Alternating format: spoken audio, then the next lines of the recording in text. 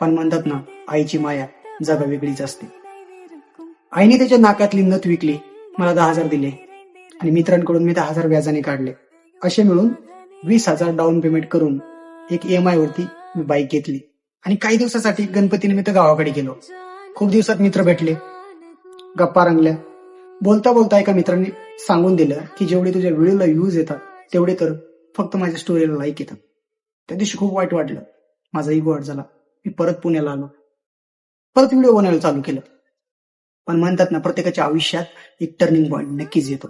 Beed police भरतीमध्ये धावता धावता एका स्टुडंटचं निधन झालं. त्याच्यावरती मी माझे काही मत मांडले आणि मग व्हिडिओ बनवून अपलोड केला. सकाळी उठून बघितलं तर फायनली त्या व्हिडिओला 400K प्लस व्ह्यूज आलेले होते. हजारोने फॉलोअर्स वाढले होते. खरंच ते बघून असं मला माझ्या डोळ्यावर विश्वासच बसत नव्हता. पण हा, एवढं नक्की समजलं होतं की आता हीच आपली यशाची पहिली पायरी आहे.